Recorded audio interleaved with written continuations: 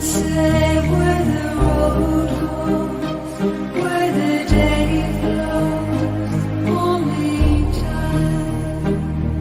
And who can say if your love grows as your heart shows, only time.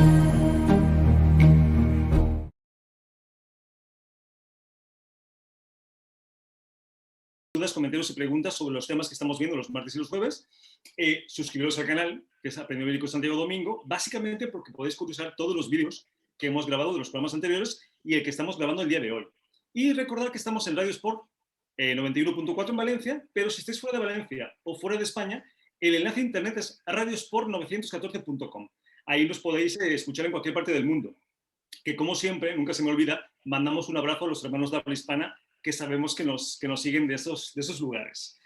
Bueno, vamos a la parte fundamental del programa, junto con los oyentes, que son los colaboradores, que son Almudena Martín, que es terapista humanista, integrativa. ¿Qué tal, Almudena? ¿Cómo estás? Hola, muy buenas, encantada. Concha Hidalgo, que es psicóloga del cambio, especialista en trauma y coach profesional. ¿Qué tal, Concha? ¿Cómo estás? Buenas tardes. Buenas tardes a todos. Buenas tardes a Santi. Y Laia Blanche, que es terapeuta transpersonal, consteladora familiar y kinesióloga. Entre otras cosas que sois, pero que bueno, ya a mitad del programa tendremos tiempo de expandir un poquito más la información. ¿Qué tal, Laia? Buenas tardes. Buenas tardes a todos y a todas. Bueno, pues vamos, si os parece bien, vamos al lío. ¿Qué hacemos con las emociones? ¿Vale? Estábamos hablando un poquito antes del programa de que, claro, es fantástico cuando uno las sabe trabajar, las sabe canalizar y les da el foco adecuado, ¿no? Para que no sea un estorbo. El problema es que la mayor parte de las personas las viven de una forma un poco melodramática, ¿no? Un poco terrorífica. Entonces, ¿qué hacemos con las emociones? ¿Las canalizamos? ¿Las entendemos? ¿Las fluimos? Almudena, ¿qué hacemos con ellas? ¿Qué hacemos, verdad? Pues, primero de todo, yo creo que lo que podamos, ¿no? Lo que podamos, porque lo primero es rebajar exigencias, yo creo, ¿sabes? En cuanto a la gestión emocional también, ¿no? Y dicho eso, pues más bien fluirlas, diría yo, ¿no? Más que fluirlas, diría, observarlas. O sea, poder detenernos, ¿no? Poder observar, porque si te das cuenta muchas veces, incluso con gente conocida y todo eso, tú le preguntas a los demás, ¿cómo estás? ¿No?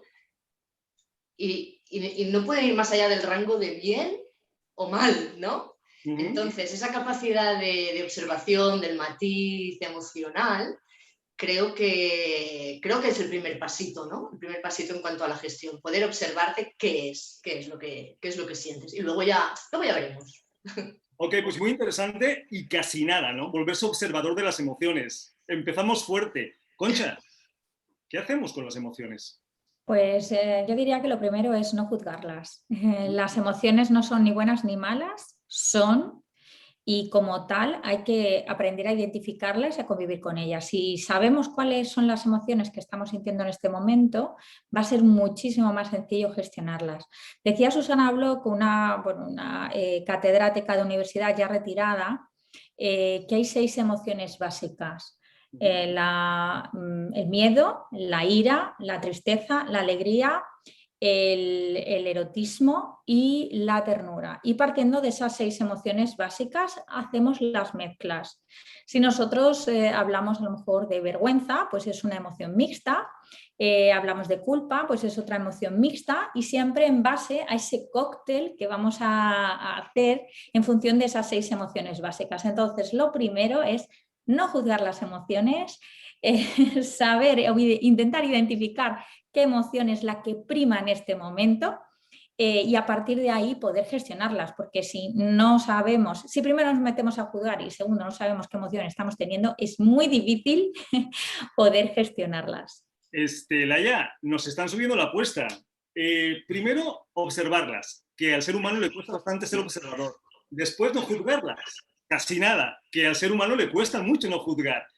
¿Tú qué dices? Escucharlas. Aprender a saber qué mensaje me está trayendo. O sea, que si yo estoy sintiéndome, por ejemplo, enfadada, es como qué norma interna se está transgrediendo. Imagínate que voy a una situación y yo voy con una expectativa y no se cumple, ¿no? Entonces, y yo siento enfado. porque no está pasando lo que yo quiero que pase. Entonces, parar y decir, oye, ¿qué me está pasando? ¿Qué necesitaba yo que nos está satisfaciendo aquí? O si estoy triste, si hay tristeza, pues ¿qué he perdido? He perdido una persona, he perdido una relación, he perdido una expectativa, por ejemplo. He perdido una creencia, he perdido... Es como aprender a captar el mensaje que hay detrás. Pero a veces la gente, yo veo que sienten algo y es como, quita, ya está, lo he sentido, pero ya está, ¿no? Pero no entienden lo que hay detrás. ¿Qué necesidad tenías tú ahí detrás? ¿De qué te está hablando esa emoción? Si fuera un mensajero, ¿qué carta trae hoy? De hecho, yo creo que definitivamente. Otra cosa es que el receptor que somos nosotros estemos atentos, ¿no? a cuál es el mensaje. Estamos más preocupados por evitarlas que por ver cuál es el mensaje. Pero creo que hemos empezado de verdad con muy fuerte. Ahora bien, a mí se me ocurre, ¿pero qué son las emociones? ¿De dónde vienen? Porque claro, sabiendo lo que son, a lo mejor es un poquito más fácil que podamos trabajarlas, canalizarlas o enfocarlas, ¿no? ¿Sentimos más luego pensamos o pensamos más luego sentimos? ¿Almudena? Que si el huevo o la gallina, ¿no? Sí, claro. A ver, yo creo que la emoción tiene un componente, por un lado, biológico en sí, ¿vale? Porque ya desde la segregación de hormonas, ya cómo se ubica la emoción en el cuerpo, tiene un reflejo en el cuerpo y es algo fisiológico y biológico, eso por un lado. Otra cosa es que nosotros la queramos vivir desde la conciencia, ¿no? Desde poder sentirla, poder trascenderla y poder escuchar el mensaje que nos trae. Entonces, yo creo que pensamientos repetitivos ocasionan cierto tipo de emociones. Sí. Okay. Pues muy interesante. Concha, bueno, Laia, ¿has levantado la mano?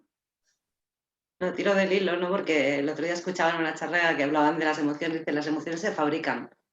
Las podemos fabricar a nivel inconsciente si permitimos cierto tipo de pensamiento repetitivo y no le pongo la pausa, entonces yo acabo en un estado de, no sé, de agobio, de enfado, pero si también tú empiezas a tener pensamientos de otro matiz, también te puedes generar una emoción bonita, tranquila o neutra incluso. Es que lo maravilloso de hoy, ahí tenemos eco, ¿no? Alguien tiene eco por ahí, pero bueno, veremos. Lo maravilloso del tema de hoy es que, claro, si entendemos que las emociones nacen de un pensamiento, si lo vemos de esa forma, nos da el gran poder de que si cambiamos nuestros pensamientos, cambiarán nuestras emociones, ¿no? De la otra forma somos un poco más víctimas, es como sentimos lo que sentimos porque no podemos hacerlo de otra forma.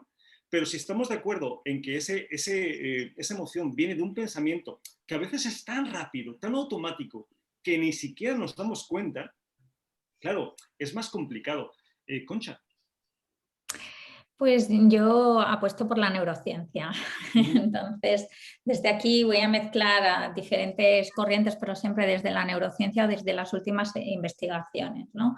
Nosotros partimos de 3 cerebros básicos. Esto es un resumen muy resumido de lo que podríamos entender como cerebro. Entonces, si nosotros partimos desde el cerebro reptiliano, que es el que compartimos con los animales, pues vamos a tener como 3 reacciones que no son respuestas, 3 reacciones básicas. Esas reacciones esenciales, que son la lucha, la huida o el bloqueo, o sea, la parálisis, no permiten ningún tipo de pensamiento ni ningún tipo de intervención del neocórtex, ¿vale? Del prefrontal.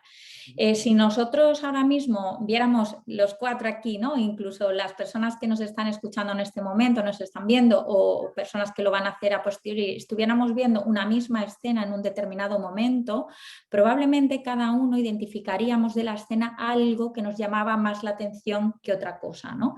Y eso también es en base a nuestras experiencias, con lo cual estaría ya entrando lo que sería la amígdala. El neocórtex, que es el que establece todos los criterios de pensamiento, pues esos pensamientos en bucle, pensamientos recurrentes, ¿no? Que también llamamos, o pensamientos que no tienen por qué ser recurrentes, pero sí que son, de alguna manera son ciertamente asiduos, eso todo estaría dentro del neocórtex. Y eso sí establece que hay un criterio de elaboración, es decir, que aquí estaría también incluyendo ya la amígdala y el cerebro reptiliano, que es el primero, el que compartíamos con los animales que os explicaba. Con lo cual, yo aquí me voy a quedar con que el inconsciente, como bien sabemos todos, recoge toda la información del medio.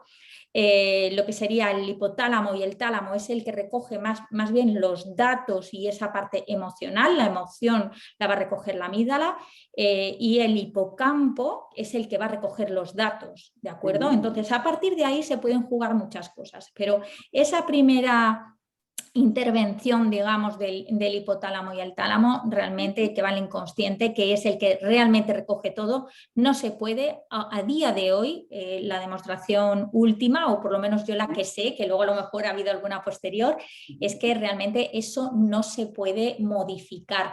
Ahora bien, que como decían mis compañeras, ¿no? Pues sí que es verdad que si luego nosotros detectamos ese pensamiento repetitivo y recurrente, ahí ya podemos hacer una intervención desde el neocórtex, desde el prefrontal, y elaborar otro tipo de estrategias. Pero también tenemos que estar ahí desde la aceptación, ¿no? Desde que comentaba antes Almudena, pues desde esa observación, o que comentaba Laia, pues desde esa escucha, podemos luego elaborar otro tipo de estrategias, pero ante primeras...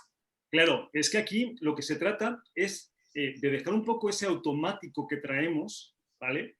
Y empezar a tomar las riendas, porque si no, claro, está muy bien para ciertos niveles de evolución estar en automático y que las cosas sucedan, pero claro, cuando quieras que la vida empiece a suceder de alguna forma como tú quieres, tienes que empezar a controlar tanto tus pensamientos como tus emociones. ¿Sí, Concha? Sí, ahí yo decía que el neocórtex, que termina de formarse alrededor de los 24 años, es el que permite eso. Entonces, nosotros hay cosas que no podemos, o sea, a un niño de 5 años muchas veces le decimos razona, no puede razonar porque no tiene construido el neocórtex. O sea, no es porque él no quiera o porque no pueda o porque no tenga patrones de, a lo mejor, de aprendizaje. Eso pasa con un niño de 5 años y con uno de 50. O sea, sí, totalmente, totalmente. Eso pasa a todos, ¿no? Porque, a ver, Ahora, hemos claro, aprendido... pero hay una parte biológica que nos tiene que acompañar, y por eso decía que en esa parte biológica, ya salvando ese lado, pues efectivamente hay patrones que se pueden cambiar, lógicamente, porque si no, no tendría tampoco sentido la existencia de muchísimas profesiones. A eso vamos. Entonces, la idea y el mensaje de hoy es que, si bien es cierto que es difícil canalizar, enfocar las emociones hacia donde tú quieres, porque a la práctica nos vamos al día a día, es posible. Es cuestión de que tú empieces primero a entender que puedes hacerlo, porque claro, si empiezas por pensar que no puedes, pues ya vamos mal. Entonces, primero puedes. Ahora, la segunda pregunta es, vale, ¿cómo lo hago? O sea, ¿cómo dejo de sentir esta emoción? Se me ocurre la preocupación.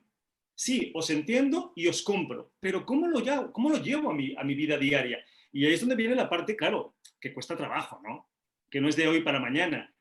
Hay que saber cómo, hay que tener las herramientas y hay que usarlas. Pero el mensaje a los oyentes es, por supuesto que se pueden canalizar las emociones. Y si no puedes canalizarlas, pues a lo mejor no les das tanto foco o tanta energía como les damos. Porque el problema no es que sientas miedo. El problema es que te anclas en ese miedo. Es que te revuelcas en ese miedo. Entonces, claro, el problema no es el miedo. El problema es que estás ahí toda la vida, ¿no, Almudena? Exactamente, exactamente. El problema no es la emoción en sí, ¿no? Sino que todas tienen su función, y lo que hacemos es eso, quedarnos anclados, quedarnos bloqueados ahí, y eso quizás es lo que estanca, ¿no? nuestro desarrollo, y que, bueno, como decías tú, que por supuesto creo que ya en esta era, ¿no? podemos empoderarnos, ¿no? Con el hecho de tener más capacidad cada vez, ¿no? Para desenvolvernos nosotros mismos, para desarrollarnos cada vez un poquito más, tener más conciencia y no ser tan reduccionistas para quedarnos solamente con la base biológica, ¿no? O fisiológica, que es muy importante, pero bueno, que creo que estamos abriendo muchos caminos, ¿no? Sobre todo para eso, para recobrar nuestra libertad, ¿no? Y poder realmente vivir la vida plenamente, integrando todas estas emociones. Y dices, pues ¿cómo hacemos para canalizarlas? ¿O cómo hacemos para, por ejemplo, si tenemos la preocupación encima, ¿no? Realmente yo creo que es muy difícil dar una receta para todos, ¿no? Y que realmente cada persona tiene ahí un camino y cada persona tiene su experiencia. Y seguro que cada persona le va mejor una cosa que otra, ¿no? Pues no sé, en mi camino personal la cuestión ha sido irme haciendo con recursos a base sobre todo de ensayo-error, o sea, es que es así. No sé, yo por ejemplo, pues a mí me va muy bien bailar las emociones, me va estupendo. Escribir, ¿no?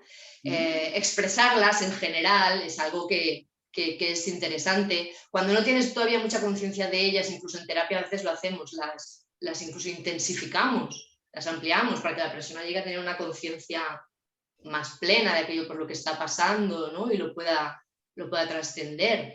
Y bueno, también tener en cuenta que todas las emociones por las que viajamos tienen su propia curvatura, ¿sabes?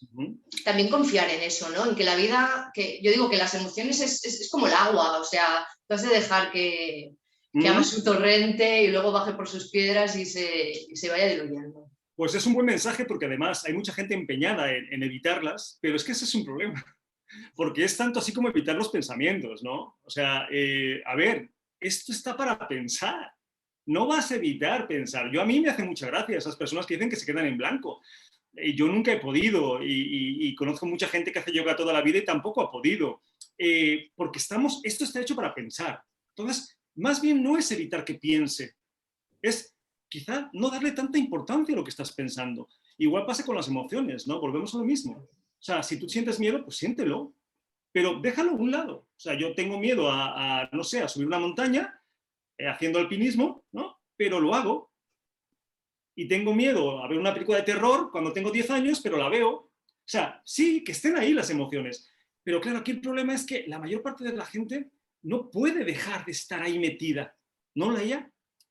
Sí, os estaba escuchando, ¿no? Y me venía cuando trabajo con personas especialmente que han vivido traumas de vínculos, ya sea traumas puntuales o traumas más sostenidos en el tiempo, una de las cositas que pasa es que el termostato emocional se desregula, ¿vale? Imaginaros que hay como 3 franjas, ¿no? Y lo sano sería que estuviéramos en la franja central, donde yo puedo observar la emoción, la veo venir, la atiendo, la escucho y la dejo marchar. Y sigo la curva que comentaba Almudena, ¿no? Como que hay un pico de intensidad y después coge y se va. Pero, ¿qué pasa? Que podemos hacer 2 cosas. O reprimimos, es decir, me voy a la hipoactivación, es decir, no siento nada. O sí que hay emociones, pero las personas las cortan. No se permite sentirlo en el cuerpo, ¿vale? Muchas veces hay como un corte energético entre la emoción, es como energía que se pone en movimiento en el cuerpo. Si yo no permito eso y voy cortando mis sensaciones corporales, va a pasar que es que no siento nada. Estoy como en un estado de anestesia emocional, ¿vale? Para esos casos lo que hay que hacer es que aprender a amplificar un poquito el volumen. Claro. La que ha vivido mucho tiempo o cierto tiempo ahí en ese estado de anestesia aprenda pues a ponerle nombre, cómo es la sensación en el cuerpo, dónde lo siento, cómo se mueve, si está fija, si tiene alguna cualidad a nivel sensorial, ¿vale? Eso sería un caso y ahí cuando ponemos, esas son estrategias de meditación. Empiezo a poner el foco en mis sensaciones corporales, empiezo a conectar la emoción con el cuerpo. Y después la otra franja de arriba sería por exceso.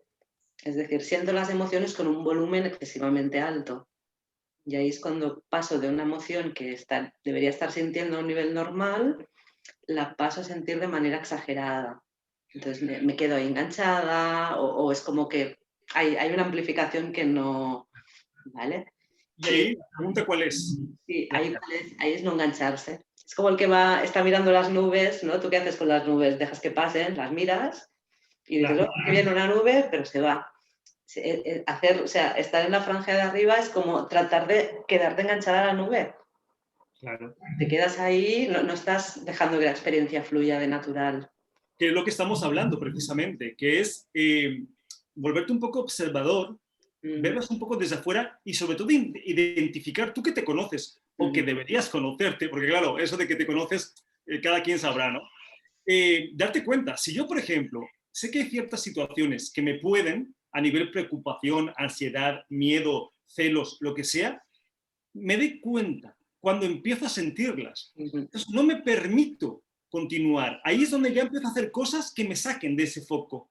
Porque si me permito llegar a ese punto tan alto donde ya no soy capaz de controlar de ninguna forma las emociones, ahí me vuelvo una víctima. ¿No, Concha? Ya no hay manera, o sea, ya es muy complicado bajar, ¿no? Es como las fobias. Una vez que estás en un grado 10 de fobia, pues a ver quién es el guapo que te baja. Otra cosa es que empiezas a sentirlo y ahí empiezas a poner trabajo, precisamente para no llegar a ese punto. ¿Concha? Bueno, yo diría que hay técnicas de autorregulación emocional que están bastante contrastadas en el mercado y que, bueno, pues se llevan practicando muchos años con mucho éxito.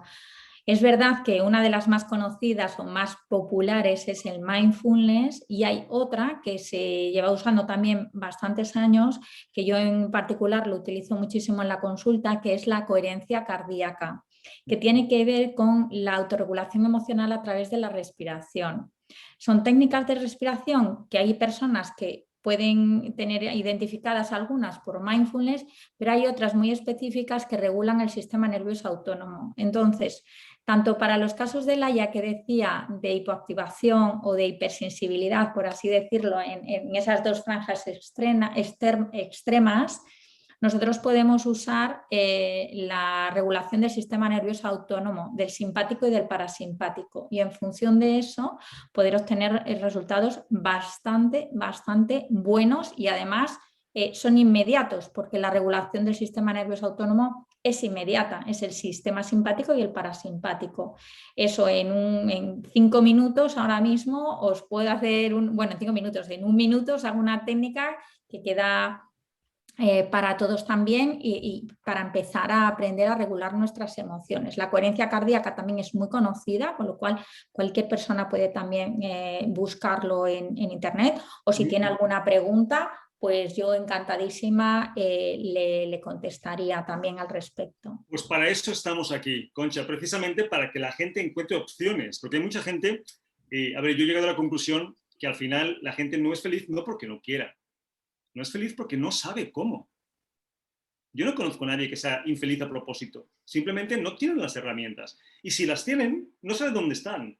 Y si las encuentran, no saben cómo usarlas.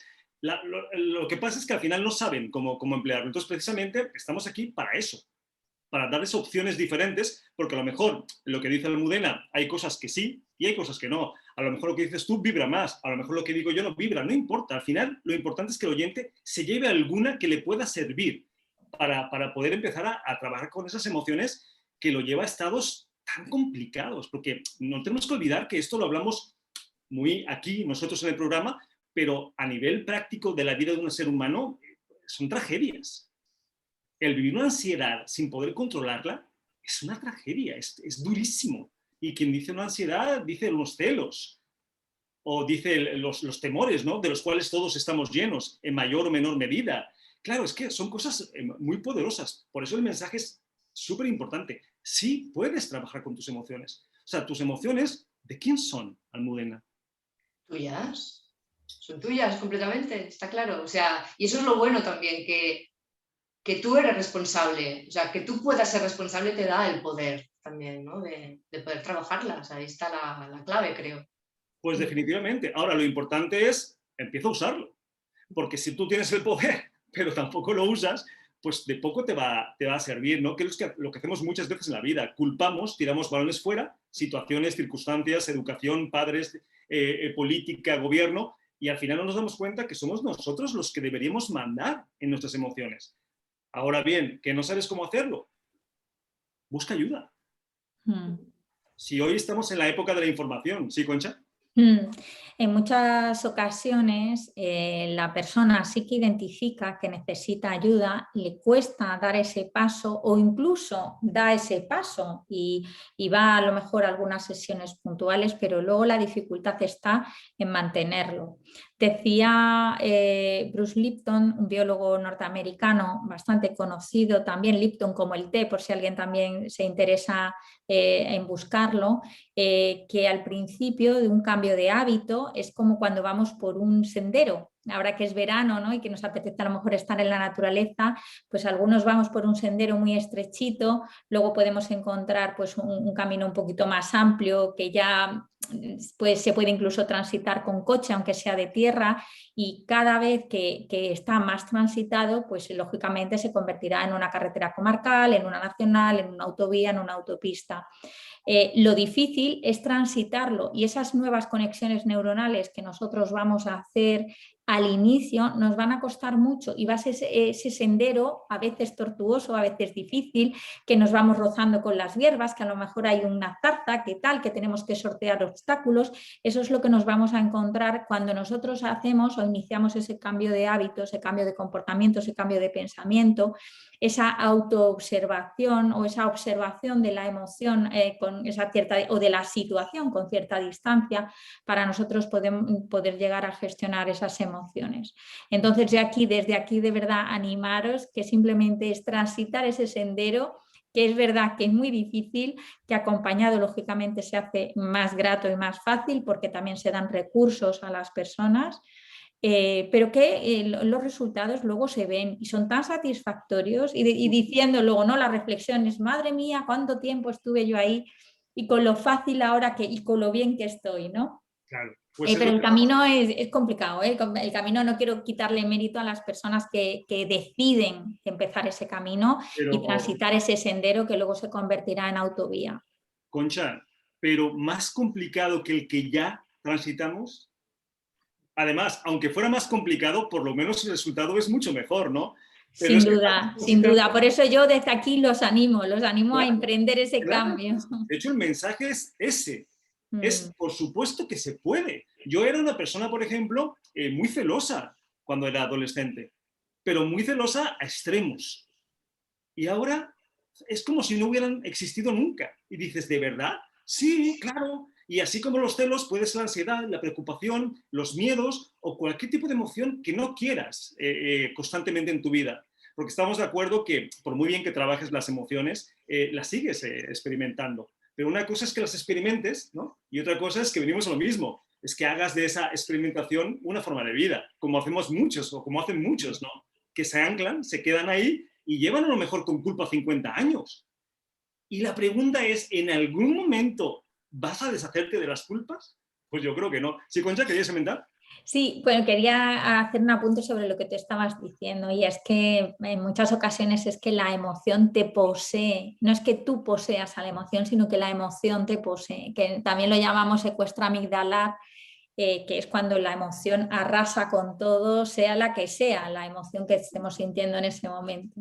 Pues ese es el problema. Ese es el problema. Y mucha gente que nos está escuchando sabrá de lo que estamos hablando, porque claro, empezará a pensar, es que sí, yo la escena que hice el otro día con mis padres, la preocupación por mis hijos, es que claro, son tantas emociones hacia el lado, digamos, negativo, destructivo, las cuales vivimos día a día de tal forma, es que siendo nosotros los escritores de nuestras historias, hacemos cada historia de verdad, que dices, no puedes escribir otra que sea un poquito más bonita, ¿no? Con un final un poco más feliz, pues parece que nos cuesta. Pero volvemos a lo mismo. Para eso estamos aquí. Si no podéis, primero, se puede, porque lo hacemos todos en mayor o menor medida, consciente o inconscientemente, porque nosotros no somos los mismos cuando tenemos 15 que cuando tenemos 40. Ninguno, sea que tengas más herramientas o menos. Lo demás es ponerse a trabajar y ya está. Y si es cierto que es un camino complicado, pues creo que es más complicado quedarse en donde estás. Definitivamente, ¿no? Por lo menos si estás viviendo las emociones como la mayor parte de la gente. Bueno, pues antes de seguir con más emociones, vamos a presentaros para que la gente os conozca un poquito, sepa lo que hacéis y dónde contactaros, y luego vamos con preguntas. Almudena, ¿empezamos contigo? Vale, muy bien. Pues dinos... Yo misma, ¿no? Vale. Tienes 4 minutos, haz lo que quieras. Vale. Bueno, yo soy Almudena Martín y yo soy terapeuta humanista integrativa, ¿vale? ¿Esto qué quiere decir? Bueno, tengo un enfoque gestáltico, por un lado, y un enfoque centrado en el cliente, ¿no? Entonces, considero que todo ser humano tiene un gran potencial que desarrollar y lo trato, mi actitud es desde ahí, ¿no? Doy mucha importancia a la relación terapéutica, ¿no? A la confianza en la persona, en que la persona puede, ¿no? Dotar de recursos y acompañar, pero estando a su lado, ¿no? No interviniendo excesivamente y no siendo directiva, ¿no? Sino dejando que cada cual se dé cuenta de lo suyo, ¿no? Un acompañamiento desde ahí, como muy empático, muy respetuoso. Hago eso y entonces pues también soy una friki un poco de la escritura terapéutica. Me gusta mucho escribir y entonces, bueno, pues también me gusta potenciarlo, ¿no? Dentro de las terapias. Y por otro lado, hace un tiempo también que me gusta como reivindicar el empoderamiento de los introvertidos. Esa revolución silenciosa, ¿vale? Contraponiéndola pues un poquito a todo el ruido que hace la sociedad y todo el modelo que se nos vende de cómo tenemos que ser, pues bueno, también esa mitad de la población, ¿no? Que es introvertida, poder empoderarla. Me dedico a hacer terapias online, en presenciales también. Yo soy de Barcelona, de Mataró, y básicamente eso. Ok. Y la gente que te quiera contactar, Almudena, redes sociales, teléfonos, ¿qué quieres dar? Sí, mi web, básicamente, laterapiadehoyendía.com. Estoy también en Facebook, pero vamos, básicamente la web creo que es mi casa online para todos. Pues maravilloso. La gente que vibre con lo que haces, pues que te contacte. Almudena, muchas gracias. Laia, ¿vamos contigo? Vale, pues mira, yo me he formado en terapia transpersonal, parto de un enfoque parecido al de Almudena, ¿no? Humanista, gestáltico, y le añado la capa transpersonal. En la psicología transpersonal no trabajamos solo con lo que sería lo biográfico de la persona, con el yo, también añadimos que las personas tenemos necesidades espirituales o de autorrealización. Entonces ahí es un buen cóctel, ¿no? Es decir, bueno, hay una primera parte que es, por ejemplo, pues la gestión emocional, la gestión de mis conflictos interiores, pero hay un punto del proceso en que la persona dice, bueno, ahora ya esto lo siento seguro, me siento tranquilo en mi mundo interior y quiero algo más. Quiero averiguar cuál es el propósito para mí en esta vida, quiero desarrollarme, o sea, quiero desarrollar mis talentos. Es un poquito pasar de la psicología patológica a la psicología de la felicidad, de qué es lo que hace que las personas podamos vivir en paz, realizadas, con ese bienestar y ese decir, oh, qué bien, qué día me espera por delante, ¿no? Entonces, trabajo desde ahí y después le añadí el enfoque sistémico de las constelaciones familiares, que para mí eso fue un salto también, porque ya no es la personita, sino es la personita con todo su contexto histórico, cultural, social, familiar. Y hay muchas, por ejemplo, ahora que hablamos de emociones, no hay veces que uno dice, yo no entiendo por qué cada vez que me pasa X, entro en esa emoción que no puedo gestionar. Y a veces sí que hay un componente biográfico, que la persona ha tenido experiencias repetidas donde se le ha fijado esa información, entonces reacciona con la misma emoción y la misma creencia, pero a veces eso ya viene de atrás. Eso quizá los padres, los abuelos, incluso bisabuelos, ¿no? Hay constelaciones donde uno se va a la quinta generación hacia atrás. Entonces se trabaja sobre lo biográfico, pero a veces no es suficiente desprogramar ahí. Entonces toca tirar atrás y ver qué es lo que la persona heredó del patrón, del modelo familiar. Okay. Y aparte de hacer esto, me dedico al tarot psicológico. Hago tarot no predictivo, aplico la terapia gestáltica y transpersonal al tarot. Es un tarot muy de aquí y de ahora, de conocerme y de encontrar recursos. O sea que va un poquito en la línea del resto. Pues un buen paquete de herramientas, ¿no? ¿Y la gente, Laia, dónde te puede localizar? Pues mira, aquí, en el perfil de Instagram. Ah, perfecto. En Laia Constelaciones Terapia. Y después tengo un proyecto y otro perfil que se llama Clave Arcana, que si lo entráis en Google lo encontraréis fácil. Vale, es que es importante decirlo porque realmente nuestra masa es más auditiva que visual. Entonces, por eso es importante comentarlo. Vale. pues me parece perfecto y maravilloso, ¿no? Luego la gente se queja de que no tiene opciones y no tiene herramientas. Pues, a ver, lo que no tiene son ganas, porque herramientas las hay. Así que, Laia, muchas gracias por la información y la gente que le guste lo que haces, que te contacte. Concha, vamos contigo. Bueno, pues mi nombre es Concha Hidalgo Esteban, soy psicóloga y coach. A mí se me conoce como la psicóloga del cambio, la coach del cambio, porque proporciono esos cambios hacia el bienestar. Es verdad que soy especialista en trauma, pero realmente de mi consulta, bueno, pues está llena de mucho tipo de personas y lógicamente cada una adaptada a, bueno, pues a lo que es la demanda, ¿no?, que traen. Mi formación, además de ser licenciada, pues lógicamente pues tengo máster en conductual, máster en sistémica, máster en neurociencia, máster en psicoanálisis y en MDR, que tiene que ver mucho con el reprocesamiento del trauma. También estoy formada en mindfulness por la Complutense, en coherencia cardíaca. No sé, es que realmente, bueno, pues el currículum es bastante extenso. Yo creo que casi todo el mundo podría, no sé si tengo todo, pero supongo que casi todo, en la página web que lleva mi nombre, www.conchahidalgo.com. Estoy en todas las redes, tengo mi propio canal de YouTube también, donde hay muchísimos vídeos explicando diferencias entre ansiedad, depresión, crisis de pánico, trastornos de la alimentación, trastornos del sueño. O sea, que en ese sentido, si hay alguien que también estuviera interesado, pues independientemente de que esté en Instagram, en LinkedIn, en YouTube, en la página web, en cualquiera de las redes, pues siempre me va a encontrar al otro lado del teléfono o del correo electrónico. Yo respondo sí o sí en menos de 48 horas. Y respondo yo siempre, nadie más. Entonces, en ese sentido, que bueno, si hay alguien que tiene alguna pregunta o alguna cuestión, pues quedo a su disposición en cualquiera de las redes y de los medios. Estaré encantada de responder preguntas y dudas. Mi consulta está en Madrid Capital, pero hago consulta online tanto de coaching como de terapia en todo el mundo, porque tengo personas pues en Inglaterra, en Holanda, en América Latina, en Estados Unidos, o sea que no... Es lo Hablo maravilloso. francés y español, inglés no lo suficiente como para hacer terapia en inglés, pero los otros idiomas los manejo bastante bien. También por si hay alguien que fuera de preferencia de otra lengua, pues el francés también.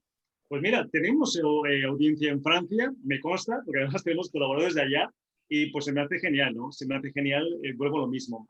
Tenemos mucho que ofrecer, y además lo hacemos creo que con mucho gusto, que es algo muy importante. No es lo mismo hacer algo porque ganas dinero, hacer algo por vocación. Porque por vocación. Apasiona, ¿no? Pues es una ventaja muy grande. Así que nada, invitamos a los oyentes a que os contacten y obviamente os busquen, ¿no? Que curiosee y que ya se ponga en contacto con vosotras. Vale, pues si os parece bien, vamos con preguntas. Dice, mi nombre es Sebastián, de Buenos Aires. Pues mira, un abrazo para Argentina. Dice, yo tengo 2 hijos y aquí una de ellas es chica y está en la adolescencia y Argentina es muy peligroso. Me causa mucha preocupación cada vez que sale. ¿Cómo puedo con esa preocupación? ¿Qué hacer? Que es lo que estábamos hablando, ¿no? Se llama Sebastián.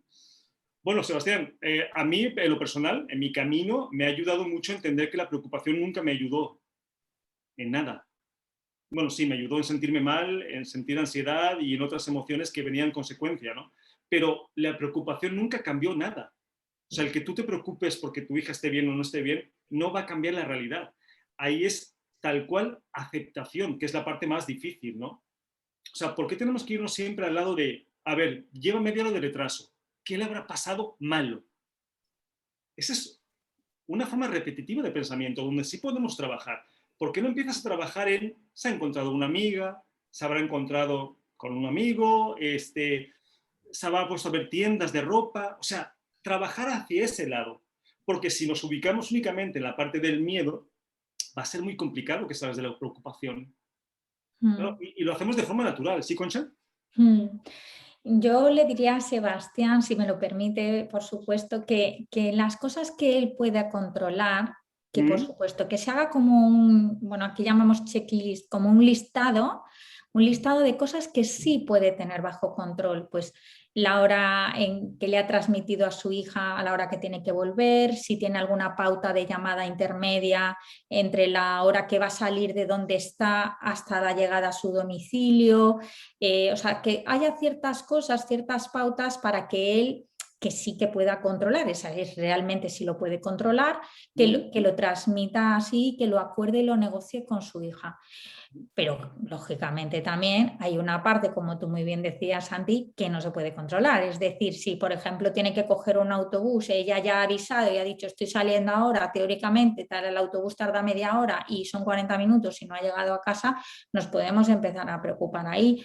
Podemos empezar a decir, pues a lo mejor el autobús ha pinchado o ha tardado más en alguna parada o se ha estropeado. Entonces, hacer algo de chequeo en ese momento es qué es lo que yo puedo hacer con respecto a mi nerviosismo, porque es verdad que mi hija se está retrasando. Y ahí sí que hay técnicas de autorregulación emocional muy rápidas que comentaba antes del sistema nervioso autónomo. Yo le diría eso, que las cosas que pueda controlar, que sí las controle, que haya cosas que pueda negociar con su hija, que las negocie, y cuando realmente no esté ninguna de esas dos cosas, pues que él aprenda ciertos recursos de regulación emocional, que los hay. Totalmente de acuerdo, ¿no? Pero es que, claro, la cosa es que lo que realmente puede controlar no tiene que ver con su hija. Ese es el problema. Lo que él puede controlar tiene que ver con él mismo. Entonces, para todos los que nos están escuchando, tú no puedes controlar lo que pasa fuera de ti. No tienes el control. Puedes tener la ilusión de que lo tienes, ¿no? Y eso te hace sentir seguro. Pero no es real. A las personas que queremos les puede pasar cualquier cosa en cualquier momento, como a nosotros mismos. Y no lo controlas. Y si tu preocupación no va a ayudar en nada, porque obviamente no va a ayudar, lo único que hace es perjudicar, empezar a evitarla, empezar a canalizarla, empezar a enfocarla, ¿no? No desde la preocupación, sino desde un sentimiento, una emoción más positiva. ¿Sí, Laia? No, siguiendo el hilo, es como que la preocupación es como un falso control. Trato de preocupar o sea, de controlar con mis pensamientos el miedo que siento y eso que no puedo controlar fuera.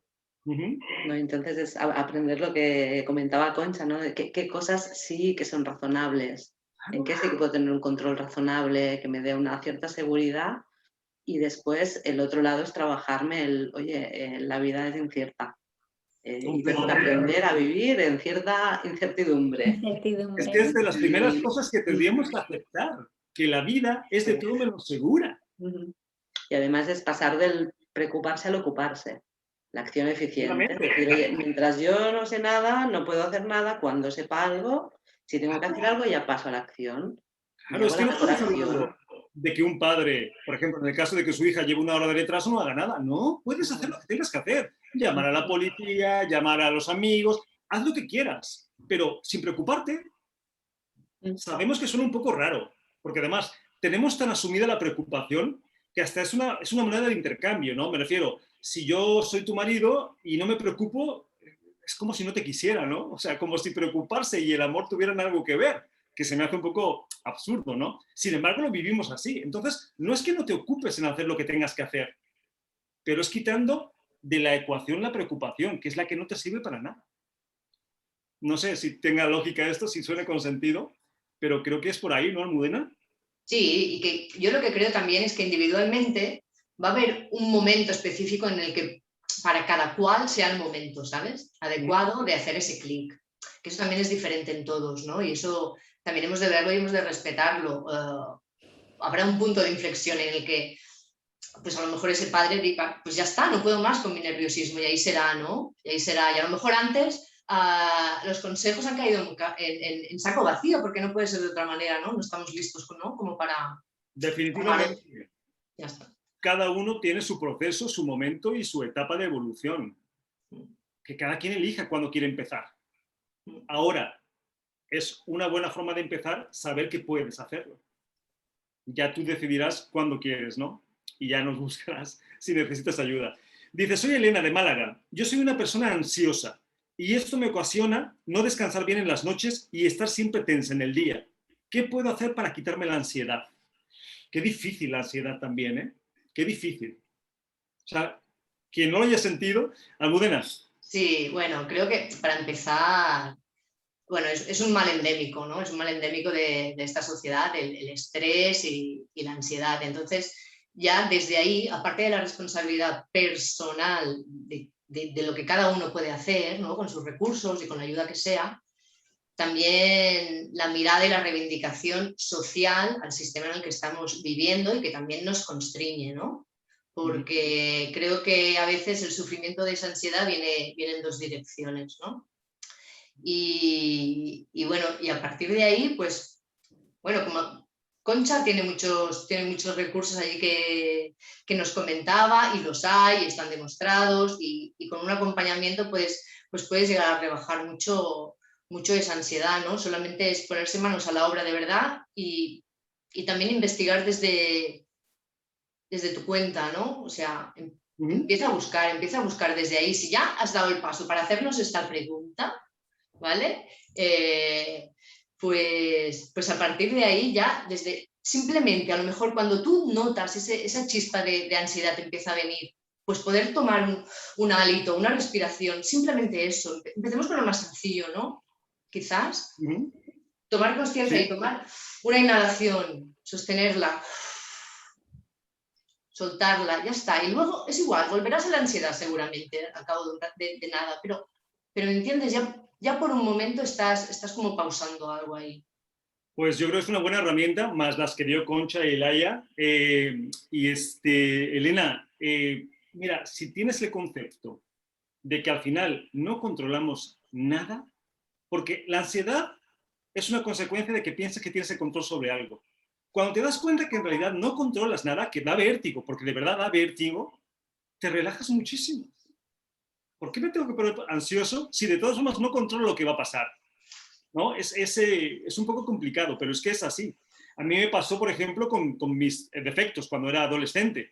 Cuando entendí que en cada momento de mi vida hago lo mejor que puedo, el malestar desapareció. Fueran cuales fueran los resultados de lo que hacía, que a veces eran bastante negativos, ¿no?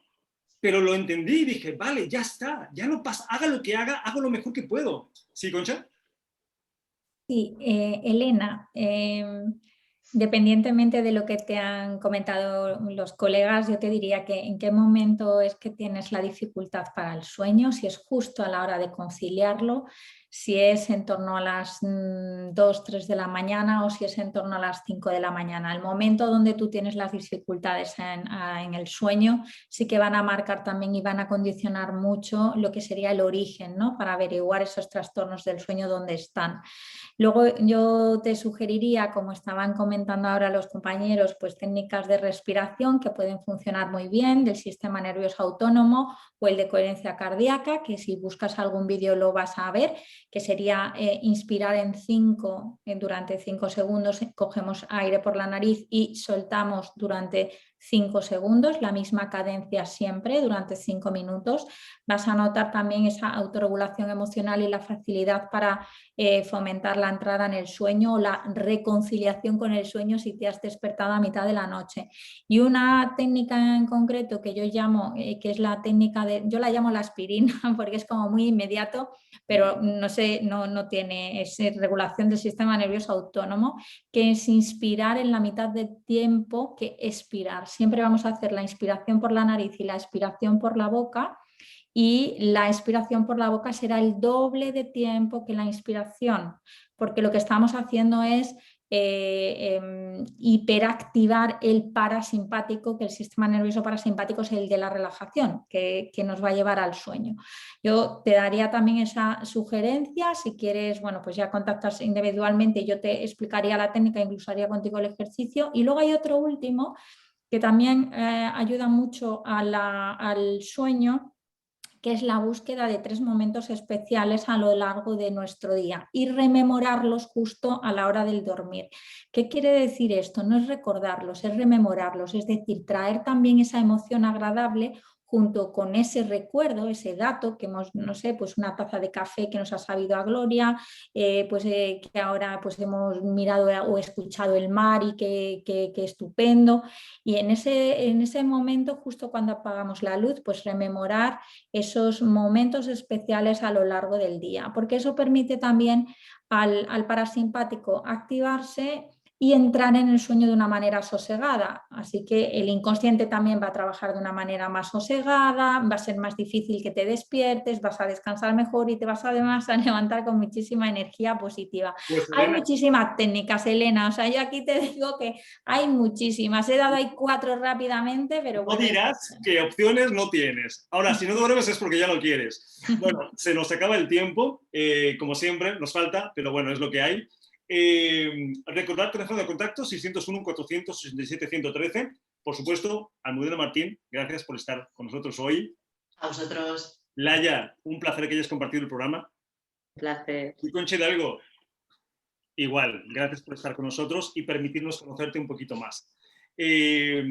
Gracias a todos. Nos veremos el martes que viene y lo más importante es que a nosotros sí nos importas. Soy Santiago Domingo y nos vemos la semana que viene. Un abrazo a todos. Adiós. Adiós.